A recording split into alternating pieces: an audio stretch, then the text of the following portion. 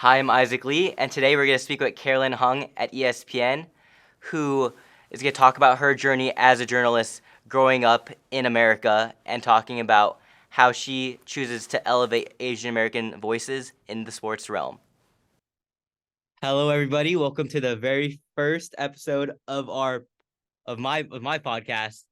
Um, this is Carolyn. She works at ESPN. Carolyn, do you want to talk about what you do and explain a little bit more about yourself? Sure. Hi, everyone. My name is Carolyn Hong. I have been with ESPN for a little over 15 years now. I am currently one of the lead editors in what's called our Universal News Group. So I liken us to a hub. So we're like the central hub, which takes in all the information. So we'll get calls or emails from reporters who are in the field, and they'll run a story by us and ask if we want a short news item.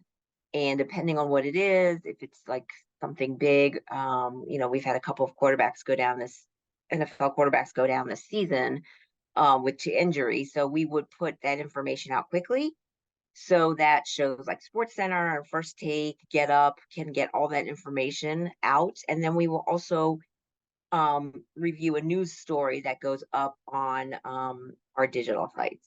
So we service multiple platforms across ESPN, even working with our international teams, uh, particularly with our UK team, which focuses a lot on soccer.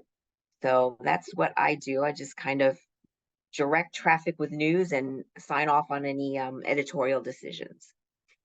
Awesome. How did you get started in this field? Like, I know it wasn't easy. Yeah. So oddly enough, I started in news actually, in local news. Um, and that's where I spent a good part of my career before ESPN. It was all news focused. I've always been a very big sports fan though. So I just kind of fell into this because of somebody I knew who was working at ESPN. And they talked to me about any kind of interest I might have. So yeah, so it was like more a news background, but a passion for sports that led me here. Yeah, and let's like talk a little bit deeper, like growing up, like where'd you grow up and like what was the like first moment where you fell in love with sports? Because I know for me it's like watching ESPN and seeing like Mina Kimes or June on the big screen and just being able to see someone that looked like me and inspired me. That's really what sparked my love for sports. And also that whole Linsanity fiasco, that was pretty insane. So what was that moment for you? Yeah, so you're definitely younger. Yeah. And I would say that you're very fortunate now because you have more of those role models. We really didn't have that, when I was coming up. Um, so I actually, I did not have a degree in journalism. I had a degree in English literature. I really didn't know what I was going to do. I did know that I like to write. Um, so I kind of, you know, dabbled in different jobs after I graduated from college. I worked for a law firm for a while in their proofreading department. I decided I didn't want to go to law school after that. I worked for a nonprofit in their press department, which was fun and interesting. And that really kind of interested me in doing some more in the communication field. And then when I started going into local news, I just, gravitated a lot to the sports folks. I was kind of a tomboy and I watched a lot of sports growing up. And so that was like the most fun for me just to watch it. But I never really dreamed I would start a career in sports. But the person who really turned me interested in sports broadcasting was Michael Kim, who we all refer to as like the godfather of sports for Asians. He's the first known that I know of known Asian sportscaster that and he and I worked together in local news. He did sports and I produced this newscast. Um, and sometimes he would anchor the sports segments for the newscast that I produced. So that's how I get to know him, and I had a newfound respect for him, and for what he did, because when I first thought about it, it wasn't something that I thought Asians really went into. It was more like, okay, we're going to do news. If we're going to do local journalism, then it's going to be journalism. It's going to be news, not sports. So he was the first person who kind of turned my attention towards the possibility of Asians, reporting on sports. Yeah, and just like obviously Asian parents, they usually want like a stable job. Like, how do you break that news to your parents that you want to follow your passions and go deeper into news, broadcasting, and sports, which is pretty new to them? Yeah. So my parents were super old school, and they were expecting that I would want to go to law school. That's really what they wanted me to do. But when I worked for the law firm, the year after I graduated from college, I did not like it. I really didn't. And they could tell that I was not happy. So then I said I wanted to go into journalism, and they were just kind of like, oh no. Like, can you make a living? I think they were more concerned about whether I would be able to support myself, um, more than what I was doing. But they eventually came around. I worked a lot in local news, and they were really happy that I was using my degree to kind of do more writing and be in the field of media. So they kind of came around to that part. And once they knew that I was okay making a living out of it, they were good. They were good.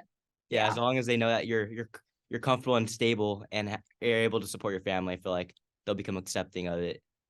Yeah. So The sports part was a little difficult. yeah, Um, that was a little different for them to grasp, but I think they came around to it too, because when I first started at ESPN, I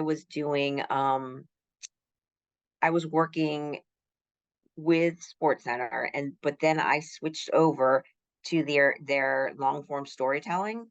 So it was kind of like I worked with Outside the Lines, which is kind of like the 60 minutes of sports. So they were like, "Oh, it's serious sports journalism." So they were pretty okay with it after a while. yeah. How big were sports in Asia at the time when you were growing up? Because now it's like crazy. We have the KBO, we have the basketball league in China, we have baseball league in Japan, and it's just like Right. really popular now. So how was it when you were growing up? So not really at all. I think soccer was probably the biggest in the Asian world, um, any kind of Olympic sport too. Like, my mom loved the ice skating, and so she loved the Asian ice skaters. That was like a big deal to her. Um, but it was funny because my dad, once he came to the country and started really, when he became an American citizen eventually, he really enjoyed American football. So we would watch football all the time. I grew up in Washington, D.C., so it was the then Redskins, who are now the Commanders. And he and I would watch every Sunday. And just something about American football that he just loved, the excitement of it. So that's how I grew to kind of really love football. So that was kind of fun. Yeah, But on yeah, like a not many Asians. yeah, like on a side note, like for the Commanders, Sam Howell, he's part Korean, and starting a couple years ago, players were able to wear their flag decals on the back of their helmet. So it's nice seeing him play with that South Korean flag. There's like Josh Jacobs, who's Filipino, and he has the Philippines flag on his. So it's just Yeah. great to see like there's actually Asian Americans in sports now, and especially football, where it's predominantly white and black people. It's interesting to see how that we are able to see representation in those fields. Yeah, oh, no doubt. I mean, like you mentioned before, Linsanity was so huge for the NBA. I mean, honestly. And the same with football, just to see people of Asian heritage, Asian descent who are playing American football is just great. I think the more who get to do that, the more inspired younger athletes are going to be. So yeah, it's definitely changed a lot for Yeah, the better. yeah, especially with that Linsanity documentary that came out like a year ago. That was pretty awesome to watch, like reliving those moments because like I remember when Jeremy Lin hit that three over Toronto and he stuck out his blue tongue. And I was at a crawfish restaurant. I remember eating crawfish and seeing that. I was like, damn, he really hit that shot. And that was just amazing to watch. Well, and it was funny. We always like in the Asian community just kind of laugh at it because of course he went to Harvard, which is like every Asian parent's dream that their kid is going to Harvard and there he is playing in the NBA. So that was incredible to see. And I think that it was so inspiring for even non-sports fans to see that kind of representation. Okay. And now let's like talk about like your day to day. Like when you wake up, like what do you do at ESPN?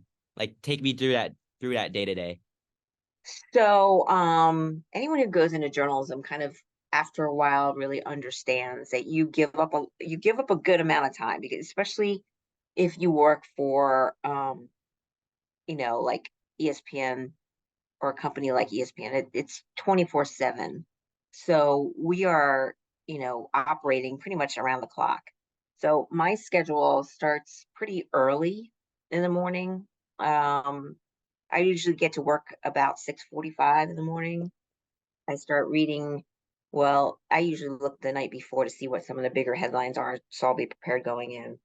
And then I start going through my emails and checking any news that broke overnight. So I give myself a little time to do that, and then I start mapping out the day. Like we have handoff notes, so the night crew will send us a note to let us know what's coming. If there are any reports that are coming that we should be looking out for, any big media events that are happening, availability from teams. Like right now, when we go into a Monday, we get all the NFL availabilities beginning, and no doubt we are updating injuries and they're right now anything that might change with coaching staffs. So it's busy. We start mapping out the day. At 7 o'clock, if I'm the lead editor, I am starting to compile what we call a hot list that kind of hits on the major stories that have happened overnight and early in the morning.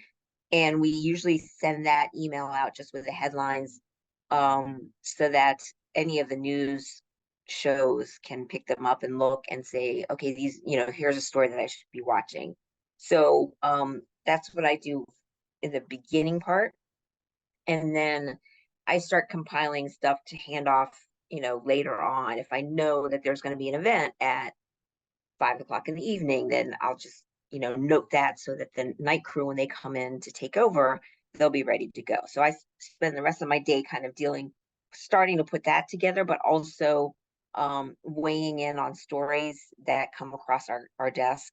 Like, do we feel like it's worth doing as a news story, or is it just a line that we send out so people can have the information, but isn't necessarily worth a big story on it? So that's what I do most of the time. I will also weigh in if there's an editorial question. How do we word something like on a sensitive story, or you know, do we want to cover this story at all? So there are a lot of those questions that happen on a daily basis, and they come from all over the place. Like even with events, the event staff will say, "We know that there's this sensitive issue. How can we address it? Can you give us some bullet points?" So we usually assemble some bullet points to help them through it. So that's what we do on a daily basis. And it depends what season, how busy we get. These days, I feel like every day we have football news, even in the summer. Yeah, I feel like especially with the NBA too, like during the Hmm. summer, even though it's like summer league and even the free agency period where it's kind of a dead period, you still have NBA Today and you have all Hmm. those things that lead up to the season and people still watch it because they love those sports. Yeah, yeah, for sure. I mean, we have a lot of NBA news as far as injuries, as far as contract changes. I mean, it's nonstop, and so right now we're at that busy time of sports because we have the NFL, we have college football, we have the NBA, we have college basketball, we have hockey. So it's busy, definitely. And like, how do you come up with these topics? Because I feel like people always complain, oh, they're talking about LeBron James again. They're talking about the New York Yankees. They're talking about the Dodgers, the Lakers, all these big market teams. Like, how do you Yeah. actually come up with these topics? And obviously, if you talk about the big market teams, people are more inclined to watch it. So I know there's a lot of people Yeah. complaining, but people usually hating are the people that aren't the fans of those teams. So, like, how do you balance that? So that's a great question because I think that, you know, part of my job is to make sure that we are greenlighting stories that are of high interest, right? So you're going to get the Aaron Rodgers stories, and sometimes even we get kind of like, oh gosh, there's going to be another Aaron Rodgers story today, but we realize that that's stuff that people like to consume. So we have those like the LeBrons, the Aaron Rodgers, the Yankees. These are the main teams and athletes who we know that people are going to be interested in. So we do have to cater to that interest. But we are also aware that, we tell each other this all the time. We're also a global sports entity, a media entity. So we have to serve a global audience. So we've been more conscious about doing soccer stories. I think Lionel Messi helped create more of an awareness domestically on soccer.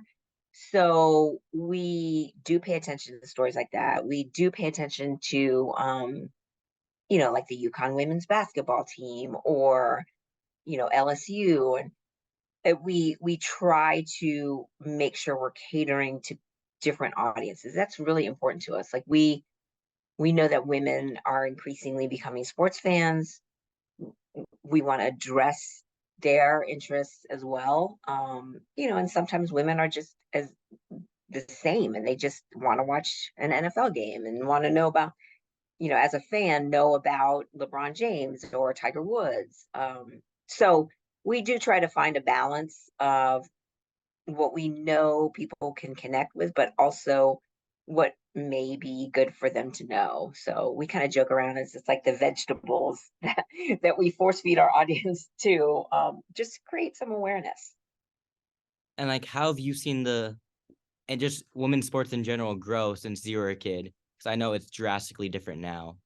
Oh my gosh. I think even since I joined ESPN, when I first joined ESPN, the women who worked there weren't that many that were involved in the content and news. So it's grown so much. And I think it's helped a lot to have some superstar women. Um, you know, no one can really deny this. The Williams sisters in tennis, they were just amazing. They're a couple of WNBA stars that were just great to watch as well. And now, women's golf, as you know, golf is such a huge sport for Asians. And there are a lot of female Asian golfers in particular who have just taken off. Their careers are taken off. So I mean, it's great to see. I think it's changed a lot. I think women in sports have gained a lot more attention.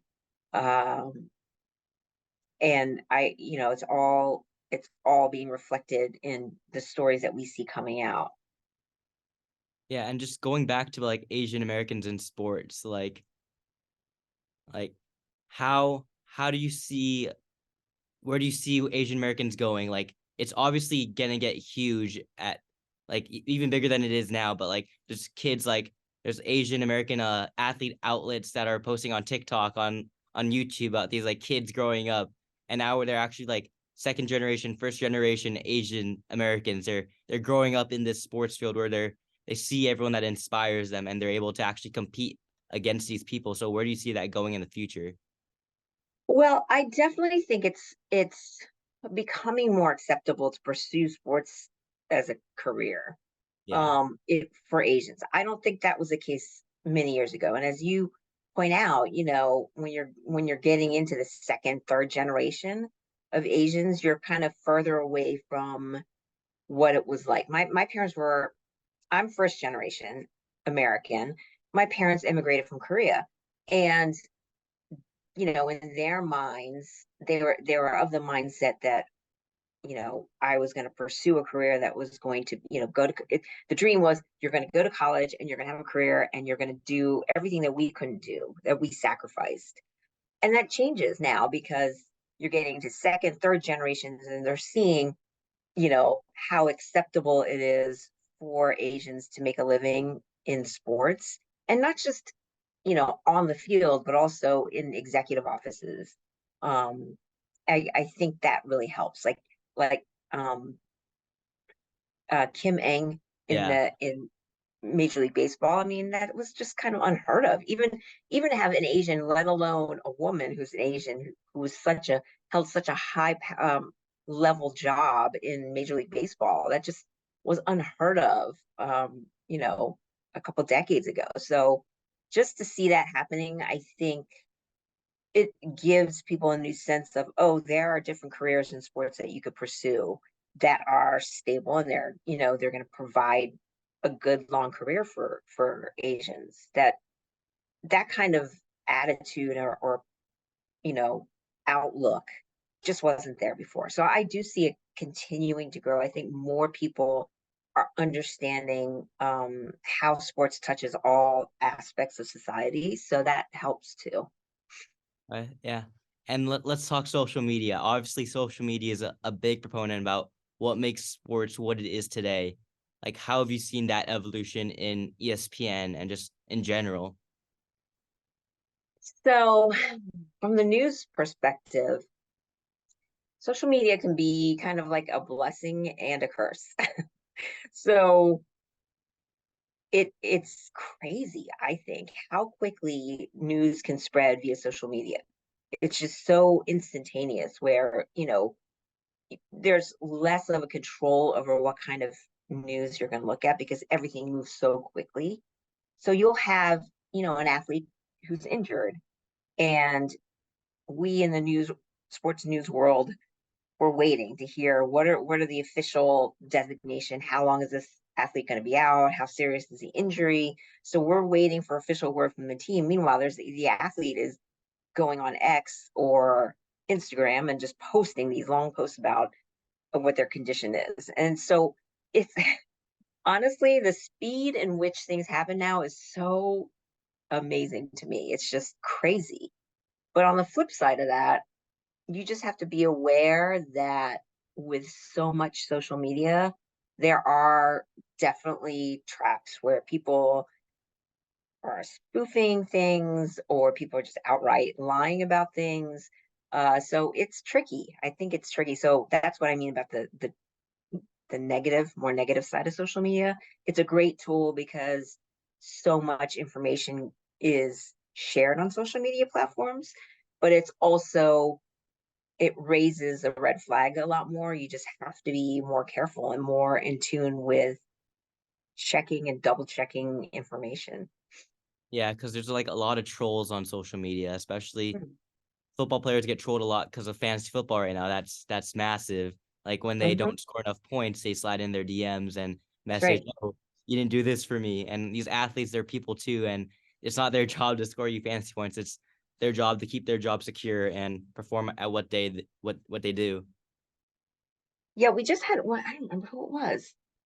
One an NFL player who said, um, I don't care what anyone thinks. I don't care if I'm messing up your fantasy football. Yeah, it I'm was gonna Justin come back. Jefferson. Yes, exactly. I'm gonna come back when I'm ready to come back. And so they hear it and they definitely feel it. It's like a new way for fans to actually directly contact athletes. And it's funny because you've got some athletes who are like, I'm not gonna look at any of this stuff, and there are others who look at all of it. And so you're right. I mean, there are a lot of trolls, and it's funny because it does generate news on that level as well, where when Justin Jefferson is actually directly answering fans and but making a news point, which is a news story point for us, which is I'm going to come back when I'm ready, and I'm not going to let anybody pressure me. So to us, that's a story that happened, and it happened as a result of him being trolled by fans. So Yeah, it's fantasy. interesting with social media. Yeah, fantasy's gotten so popular, it even shows up on like the ESPN ticker, like how many points people have scored, which is just crazy to me because you wouldn't think that like something as simple as like fantasy football would be entwined with ESPN and just sports in general as much as it has been. Yeah, I would say, look, sometimes we'll get a story that doesn't seem like that big of a deal. Like, I'm not really sure if this tight end who is gonna, who's got a hamstring pull and is gonna be out for a while is that big of a deal. And then somebody else in our group will remind me, like, well, yeah, maybe not, but if for anyone who's playing fantasy and they, then it might be something significant. So it's funny because I I don't think people used to think as much about that as they do now. And especially now with sports betting becoming legal in so many states, people want that information. And it could be the most, obscure, or you think is an most obscure piece of information, where others would find it very valuable. So it's a lot to kind of take in. Yeah, I feel like it sucks for like the offensive linemen and defensive players because we only really care about those skill players and if they're hurt because they affects our team.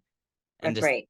just seeing that just like it makes sense, but it just sucks for like the other athletes because they're not getting the recognition that they're the best in their field at what they do, but they're Yeah. just not getting that recognition because honestly, I don't know if I'll be able to tell if a defensive lineman was at a store I was at because I'm not able to recognize them because they have a helmet on, but I'm able to recognize like Aaron Rodgers or Tom Brady or someone like that. Right.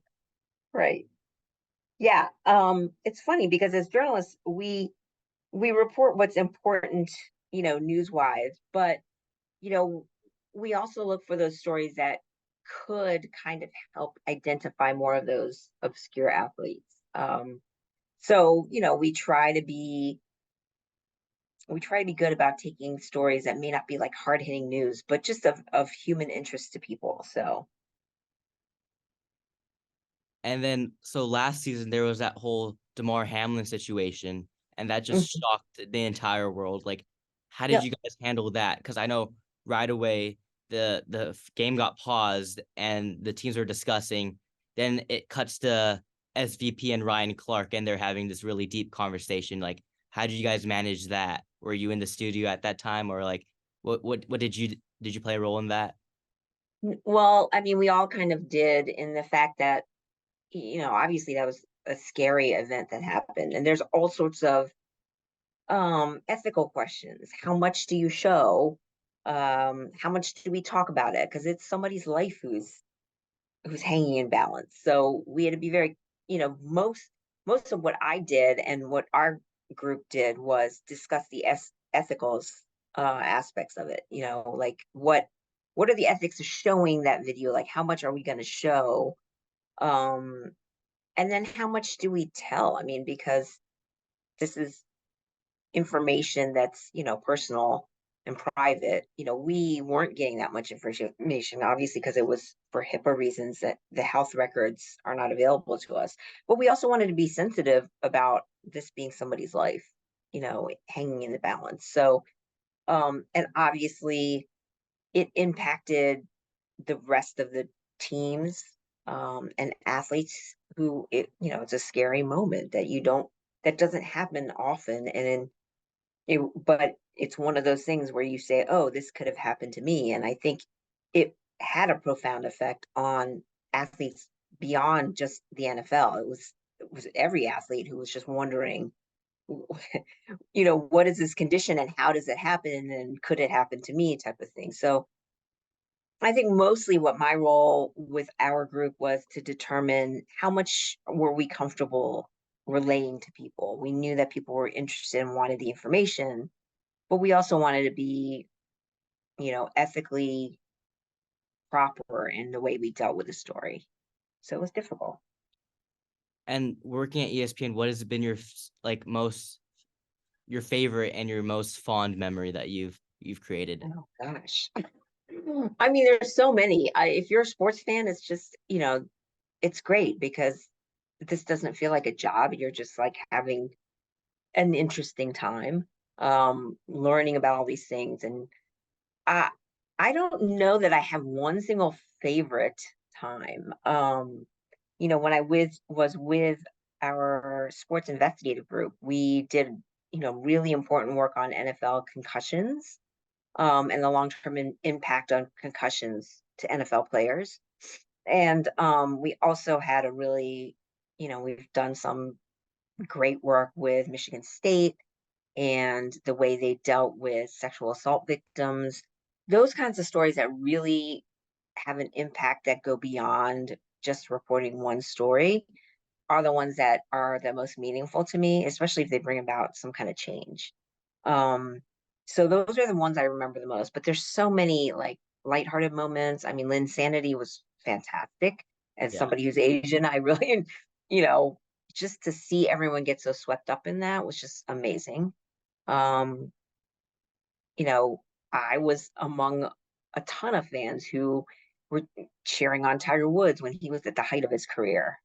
Just knowing that his mother's Asian. It was another one of those moments that was kind of fun to just be part of and to watch unfold. And obviously there's that sense of relatability and just like being able to see someone that looks like you on screen Yeah. just really resonates with you. Like what would you tell that next generation of Asian Americans that want to get into this and just into the sports field in general? Like what would you tell them? Oh gosh. I mean, I would say not to feel intimidated that you don't see somebody who looks like you. I used to be like that. Like I really wanted to feel like there's somebody who looks like me, um, and kind of help me feel like that's going to be the key to success. Mhm. But I mean, I don't think that should be the way people look at it. I think you should be looking at a potential career and in ways like how can I contribute to this? We still don't, in my mind, have enough Asian representation on camera. Um, but I do think that every once in a while there's a breakthrough, and somebody will take off, like Mina Kimes. I don't know that many people would have thought that Mina Kimes would be as successful where she is today. And But getting I don't spicy think game she, big too. yeah, and I don't think she let it stop her that she is like, a rare egg.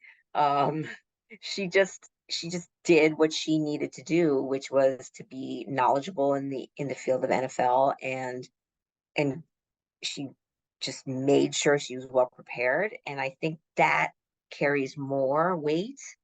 Um, and it shouldn't be a thought like, oh, I'm not going to get this far because I'm Asian. I think there's so much has changed over the years that we're becoming more accepting of different faces, different nationalities, different religions, different genders. I and sexuality. I think that everything's changing and becoming very, very different from how it's been. So I would tell an aspiring Asian sports journalist, do it. I mean, and don't feel like you have to have that person in front of you who has succeeded to think that you're not going to succeed. I mean, I think everyone should try to do their best in their field and not worry about those things. They just are not that much of a roadblock anymore. How did you break that like mental barrier? Because it's like one thing to say and it's another thing to do it. Yeah, that was tough. I think it helps to feel like there's a community around you. Um, and I don't remember if I told you this, but when I belonged to the Asian American Sports or Asian American Journalists Association, and at the time, I was one of the few people involved in sports. And I remember we went, you know, a group of us kind of got together because we were at a conference, a national conference, and they weren't offering any programming for sports. And when we asked why, we were told, oh, there's just not enough Asians who are interested in sports. And so the handful of us were just like, well, no, that's just not true. And how do we ever get people interested if we can't, you know, express and show that we have the programming that's necessary to kind of bring everyone along? So I was a co-founder of the Asian American Journalism Sports Task Force. And our goal was to really strengthen the pipeline of Asians who pursue sports journalism and sports media jobs. So um, I think that helped a lot just to be among some like-minded people who were really wanting to like carry the torch and kind of push forward and encourage more people to pursue sports journalism. We wanted to make sure people understood that no, you're not going to be alone. You're going to be in a group of people who want to do the same things or who are doing the same things that you want to do. So that helps, just having a group of like-minded people. Yeah, because I remember speaking with you last year and you Mm. introduced me to AAJA. Like how was that like starting that up and like where was that dream like where did you like go into a room with people like-minded as you and you started, "Well, let's make this association where we could elevate and support other Asian Americans." Like how did that start? So first of all, I'll say like I would encourage any young person to get involved with Asian American Journalism Association because you meet the people who've been there for a long time. I mean, there's, people in all stages of their career, and just the mentorship that you can gain is incredible because they're people who have gone through what you're going to eventually go through. So that even if they're not sports journalists, they're journalists who are Asian who have succeeded in their careers, and it's so important to kind of embrace that. And there are people who are willing to help and have the same mission as I did when I started the Sports Task Force, which is to bring up Asians who are interested in journalism and media. In terms of the sports angle specifically, um, it was like maybe a handful of us who were like, look, we want to break this thought that sports is just X's and O's and that, scores and all anyone cares about is, the number of points LeBron James scores. We had to break this thought that sports is just this fun, amusing thing that no one cared about. Um, and so we just kind of sat down and started brainstorming what are some of the things that are important to everyone in sports. And back then it wasn't as apparent, but we were, our goal was to push through and say, listen, these athletes, these professional athletes are human beings, first and foremost, human beings. And the things that affect everyone affect them as well. And the things that go on in the sports world reflect what is going on with society. So that's kind of where we started with that thought like, okay, if people are telling us that sports is not important, that no one cares about sports, we're going to make them care. And we're going to make them see how similar people in the sports world think to people in society in general. And I think more of that became apparent during COVID, um, when there was a lot of social awareness going on with the George Floyd stuff, with Asians who experience hate crime during COVID. There were a lot of athletes who came out and spoke about social justice issues, and that was really helpful to us to make our point. This is exactly what we have been saying all along, which is, athletes are are human beings, and what what is reflected in their lives as athletes is what is in society overall. So, you know, Jeremy Lin, any kind of discrimination he may have felt is just discrimination, period. He just happens to be a professional basketball player. So that's where we started with that kind of grain, this little kernel that like, look, we're going to show that sports fits in the greater picture of society. And that's where we really kind of began our group, and that's how we became more successful, just to make people understand that the things that go on in the sports world are reflected everywhere. Yeah, you're so right that like sports has been entwined with what's been going on in the world and the current climate of what the world is at. Like, how important do you think is are athletes using this platform as as like these prominent figures in society to talk about these social issues?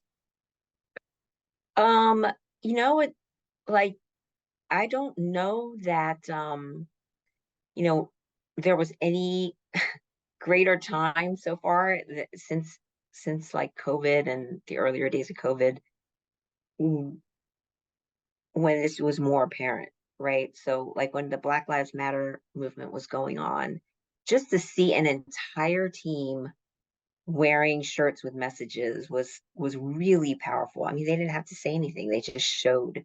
It was to the image of every single, NBA player who decided to wear um I can't breathe t-shirts. I mean, you don't have to say anything. It's just powerful, and it's beyond what they go through as athletes. You suddenly stop seeing them as these, millionaires who play a fun game. They're delivering a serious message that reflects what society is thinking about.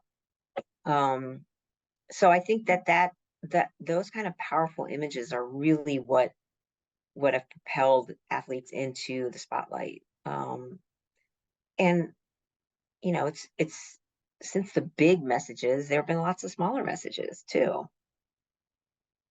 Yeah, and you keep mentioning COVID. 2020 was such a wild time. Mm, And for me personally, since I graduated high school in 2020, and like my graduation, my prom got canceled and all those. yeah. Like how has 2020 shaped like sports and changed sports and like and your job too? How's 2020 changed ESPN and what you do at ESPN? Um, oh gosh, for a time we were all doing our jobs from our houses. I mean, we had to figure out a way to do it. And for a while, as you know, they shut down the NBA, and that was the beginning when a game got canceled or postponed, and then all of a sudden it's like everything was shutting down. So it, like everyone else, we were truly frightened about this, just the unknown. And then seeing people in the sports world were impacted, it was a crazy time.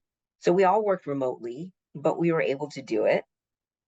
And I think really it was like the better part of 2 years where we were all working remotely, except for the people who actually had to go in the studio.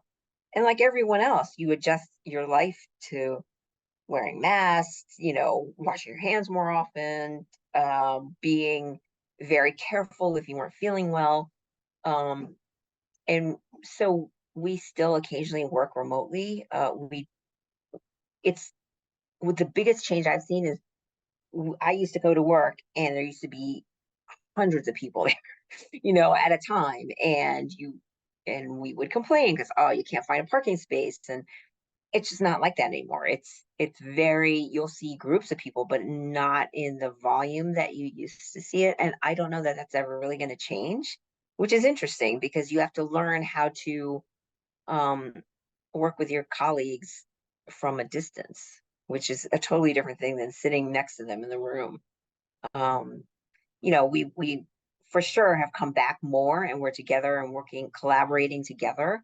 But you kind of have to figure out, how are we going to do this? How are we going to, work together from a distance? It's a completely different world.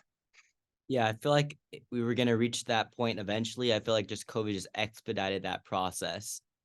And Yeah. just yeah, I remember when news first broke out when the NBA was gonna be canceled. I was at the Warriors game actually, the very last Warriors game, and my school got canceled. They said it would be canceled for 2 weeks, and then 2 weeks passed by, and then another 2 weeks, and then another 2 weeks. So another month, and it was crazy because I was in San Francisco, and San Francisco was like the first place to be actually locked down, and we were just like not able to go anywhere for such a long period of time that it was just mentally draining. Like, how was it like on the East Coast in Connecticut? Well, it's so weird because I remember at the time I was with the investigative group, and my boss told me, okay, just take enough work, take enough stuff with you for a week. We should just expect to be out for a week. And we didn't go back for 2 years. It was just so crazy for us. And it was like everyone else. We were all learning how to be in our houses more often and be working away from colleagues, but having to deal with family 24/7. And it was it was a challenging time, but what was remarkable with us at ESPN is we were still able to pull off everything. They were super strict initially, like the only people who could set foot on ESPN's campus were the people who were going to be on Sports Center and the people who were, behind the scenes putting this show together. Those really were like the core essential people that were allowed there. Because if you can imagine, should COVID have swept through ESPN, then we wouldn't have been on the air. But we managed to do it. And I think, all of us working remotely managed to keep everything running, on the digital sites, and keeping people informed. And I think we all knew that our role during that time was significant. We were not just giving scores and saying who won a game, but we were allowing people that moment not to think about a deadly virus that was sweeping across the nation. We were giving them a chance to kind of escape and watch sports. So I think every one of us here in Bristol felt like it was a huge responsibility, but also something that we really felt like it was important for us to do. And it was interesting watching how, on the West Coast, things were, like you said, you guys were the first to shut down. Um, and then eventually, it was pretty bad here in New York and Washington, D.C., like things were shutting down. And there were some terrible scenes. So, we were much like the rest of the nation. Like, I don't remember what the news stories were, but like, what news were you breaking during COVID? It wasn't really that we were breaking news. It was just, well, I mean, of course, when games started again, that was a big deal. And then it was just related, like I told you before, that so much of sports is reflected in society. So, there were the athletes who were just against getting vaccinated when a vaccine was available. There were those who were proponents of it. So, there were stories that came about that out about that. And then there were, the very human stories of people who had suffered from COVID and were they ever going to be the same athletes? So those are the kinds of things that we saw and we try to reflect in our storytelling. And what do you think? Like, how do you create this story? Like, obviously, you just can't like create news out of thin air, but like, how do you dig and really find like something that's going to be really valuable and resonate with audiences?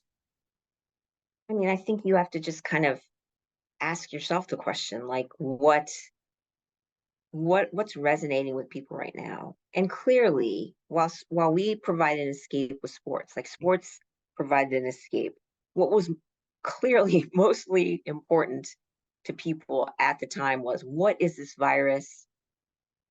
How is it spread? How are we going to get out of this? I mean, those are questions that you ask, like what's really important right now? What can we tell in the sports world that won't, you know, that will be serious, but won't overshadow the moments which are going on.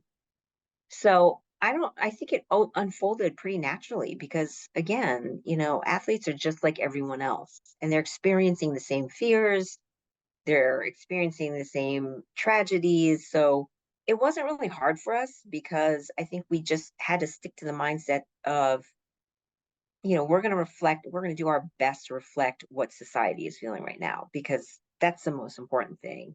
Occasionally, when sports started up again, it's an escape that we're providing, but we are going to be very conscious about what people want to know about. So I think it wasn't hard for us to find those stories. They came to us.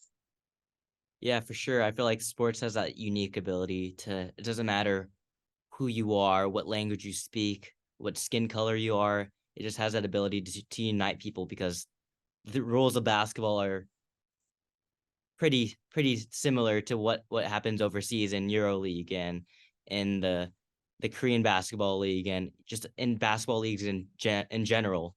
Just like Yeah. being able to relate and just like talk and have that love for sports, something that's just really beautiful. Even in you see in like the World Cup, like all these nations are coming together just for the love of soccer or football, whatever you Hmm. call it. And it's just really beautiful to see like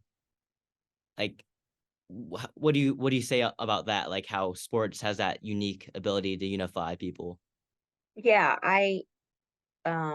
yeah, I think that it does. I people like start to look beyond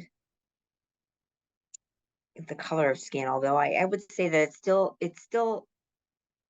it's still a story, even in soccer. There's definitely some stories that we've covered about racism in the sport. But for the most part, it's people embrace the athlete, the skills that they have, and it doesn't matter what they look like. It's just, you know, you're a hero. If you're a star if you're a Jeremy Lin who's like tearing it up on the basketball court, then you're a hero. It doesn't matter, really. I mean, it's celebrated by the Asian community, but it doesn't matter. What matters is that he's a gifted athlete. Um, you know, the same with, I think, any sport.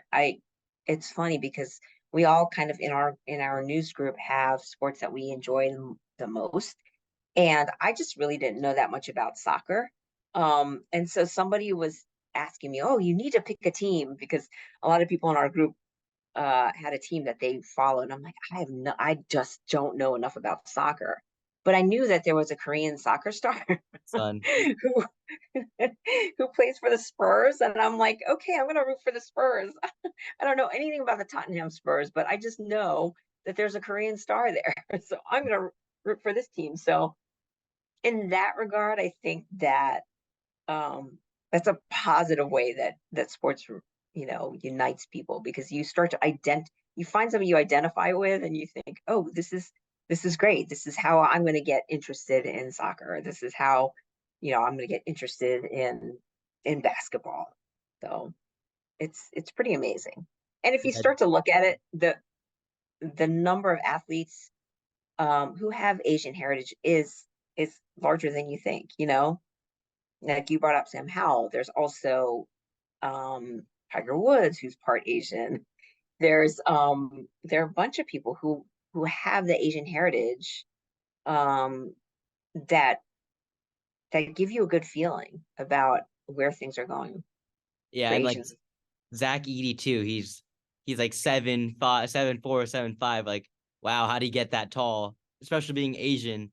Yep. Like, he's just a massive human being. Because I go to Gonzaga and Gonzaga just played Purdue and he played Purdue last year, and you just see this big, tall guy just towering over. He makes basketball players look like they're short, and Yeah. it's crazy to see the comparison of this tall Asian man versus all these people that are just towering because like he doesn't even jump the dunk. He just puts his arms up and he's pretty much Yeah. dunking already. And that's just crazy to Mhm. see.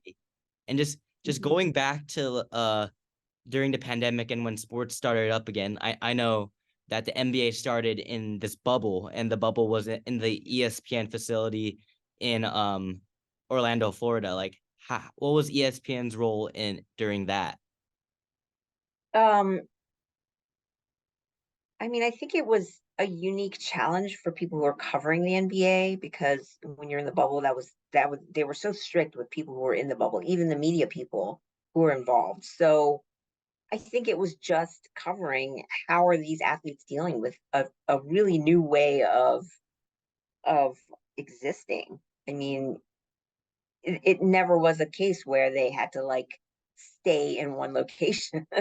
They could go wherever they wanted to. And now we were like in a unique situation to report on how they were trying to live life in this bubble.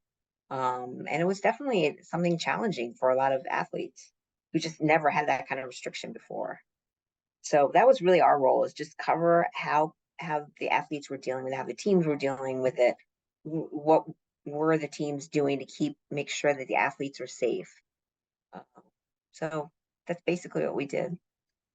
Awesome. I think that's the majority of the questions I have for you. Do you have any closing remarks or like last things you want to say? Just like to for people listening, like not even that I don't want this like the plan for this whole like podcast and project, it's not to go viral, but just to share stories and share experiences. Do you have anything that you'd like to share that I didn't talk about? No, I mean, I think we covered a lot. The message I want to just continue to hammer home to young people is to just pursue this dream. That there are more and more Asians who are getting involved in sports. And I was really happy when you asked me if I would do this because I think it's really encouraging that you and others are interested in pursuing sports journalism. And it's really important for the way we look at things to continue to be more, through a broader lens. So it's really important that people like you and me continue to push this. And that's what I would say is just to pursue that and just understand that your perspective is wanted and appreciated. I can't tell you how many times I've been a part of a group discussion where somebody's different thoughts or voices, just by their upbringing or by the way they look at things, change the way we decided to pursue stories because you need that diversity, you need that unique voice. So I'm really hopeful for our future. If people like you continue to get involved in sports journalism and pursue this dream, then we're just going to get better as an industry and as a society. Just one last thing, like how did you find your unique voice? Like obviously you're always scared to share your opinion because you're scared about what other people would think about it, like if they're gonna downplay it or just think negatively of it. Like how did you find your voice and how did you get that brave demeanor to share that and speak how you feel? Well, I mean, I think it's a combination of things. I never, as an Asian woman, even when I was growing up, I wasn't afraid to talk. If anything, I remember my report cards, I always did well in school, but my teachers would complain that I talked too much.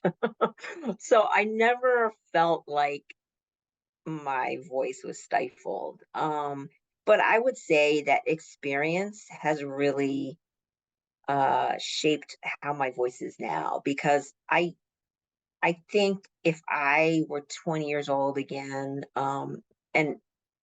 and trying to deal with the things I deal with on a daily basis, I wouldn't be able to handle it as well. So experience does give you kind of the backing to have a stronger voice and also the encouragement that you're getting now. I mean, we're now in a society where they're encouraging people with differences to speak. I was just talking about this with somebody the other day. Like sometimes it's so confusing because you want to understand where people are coming from, but it's coming at you from all different directions. So now, they're labels, he, she, they. I mean, it's confusing sometimes, but we're at a great time where you're like able to embrace so many different thoughts and lifestyles that it's a good time, I think. And just having that encouragement to hear different voices should help you feel more confident in speaking out. Yeah, and just it's crazy. The world's crazy. Like the evolution of the world is crazy. Like hindsight's 2020. Like what would you tell your little self? Like where you are now versus what you thought you would be, and just like just what would you do differently, and like just like what would you change anything? I would probably tell myself not to worry so much. I did a fair amount of worrying when I was early on in this career. Like local news especially is a really difficult life. It's not easy being a journalist. Like people ask me, how was your Thanksgiving? I said, well, I worked on Saturday. Well, what do you mean you worked on Saturday? Or, you know, how are you on X day? Or, Christmas Day coming up. I'm working two jobs that day. It's a difficult life. And I used to worry a lot. I used to stress a lot. And I think I would tell my younger self not to stress that, you know, it's just learning the experience and living each day fully is what's going to get you to understanding more about yourself and what your passions are. So that's probably the biggest message I would give myself is not to worry so much and to really just kind of embrace every moment with all this, as you pointed out, all this craziness that's going on in our world today. It's a lot to take in, but if you just pay attention and listen, um, it's an amazing time. It's an Yep. amazing time right now. Yep. I just wanted to thank you so much for just coming up and just speaking with me about these topics. I know it's not easy to always talk about like these sensitive things or just like, I mean, it's scary to talk about like your achievements or like what you do and being able to be proud of that. I definitely think that what you had to say really inspires me, and it hopefully inspires anyone that chooses to listen, like to actually not like listen to this while they're at the gym or like while they're playing like some video games, but like, actually like pay attention to what you actually have to say, because I feel like what you what you can say and what you can learn from other people that have success in their field really inspires you to potentially have success in your own life. Especially for me being such a young person, I want to have success. I'm not entirely sure what I want to do yet, because I feel like the world's always changing, my mindset's always changing, and just trying to find myself in the chaos that this world is in. Just just seeing that and following my passions, I feel like would be really Yeah, I mean that's beneficial. it. Stay true to yourself and follow your passions, and you don't have to have all the answers now. Like you said, there's so much that's changing in the world, and there's no harm in you trying different things until you figure out what your passion is. So, it was a pleasure talking to you today, and I do hope that I can help inspire people to continue pursuing, especially Asian Americans, to pursue sports journalism. It's a great field. Well, thank you so much. You're welcome.